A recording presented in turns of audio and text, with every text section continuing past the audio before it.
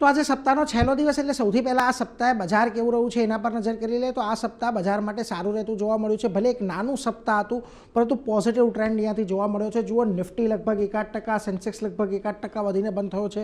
Nifty બેન્કે આ સપ્તાહે બધા ઇન્ડાઇસીસને આઉટ પરફોર્મ કર્યા છે। લગભગ 2.25%નો ઉછાળો નિફ્ટી બેન્કની અંદર આપણને આવતો જોવા મળ્યો અને ખાસ કરીને મિડકેપ અને સ્મોલ કેપ પર પોઝિટિવિટી સાથે આ સપ્તાહે આપણને બંધ થતા જોવા મળ્યા છે કે જ્યાં આગળ જુઓ મિડકેપ તમને ઓલમોસ્ટ 2% અને સ્મોલ કેપ પણ 2%ની નજીક બંધ થતા જોવા મળ્યો છે। આજની વાત કરી લઈએ તો આજે છેલ્લા અડધો કલાકમાં બજારમાં આપણને એક સારી તેજી આવતી જોવા મળી। આખો દિવસ કન્સોલિડેશન રહ્યા બાદ 24,900ની ઉપર નિફ્ટી આજે ગયું હતું પરંતુ એની નીચે આવીને એક લગભગ 5%ના ઉછાળા સાથે બંધ થયું। સેન્સેક્સમાં પણ 5%નો ઉછાળો આવ્યો। બેંક નિફ્ટીમાં પણ આજે જુઓ લગભગ 0.5%ના ઉછાળા સાથેનું ક્લોઝિંગ આવતું જોવા મળ્યું છે પરંતુ આજના દિવસમાં મિડકેપ અને સ્મોલ કેપમાં એક સારી મજબૂતી જોવા મળી કે જાંગળી લગભગ 0.5%ની તેજી બંનેની અંદર આજે આવી છે। કયા સેક્ટર્સ આજે ફોકસમાં રહ્યા તો જુઓ ડિફેન્સ સ્ટોક્સમાં એક સારી તેજી જોવા મળી। મેટલમાં આજે એક આઉટ પરફોર્મન્સ જોવા મળ્યું। 52 સપ્તાહનો ઉપલા સ્તર પર નિફ્ટી મેટલ ઇન્ડેક્સ બંધ થયો છે। આ ઉપરાંત પીએસયુ બેંક, સરકારી કંપનીઓ આ બધી જગ્યાએ તેજી જોવા મળી।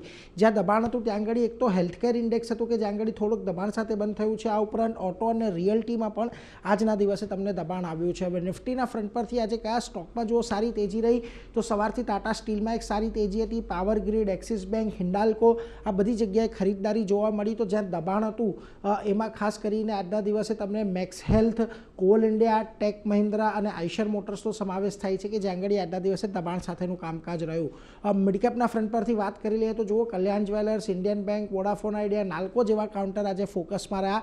તો ખાસ કરીને જ્યાં ઘટાડો આજના દિવસે આપણને મિડકેપની અંદર આવતો દેખાયો ત્યાં ભારતી હેક્ઝાકોમ, આઈટીસી હોટલ, સુઝલોન અને અશોક લેલેન્ડના કાઉન્ટર હતા। આજે જુઓ આજના દિવસે અને આ અઠવાડિયે આપણે ખાસ કરીને તેજી સાથે તો બંધ થયા છીએ પરંતુ 24,900ની ઉપર બંધ થવામાં સફળ નથી થયા।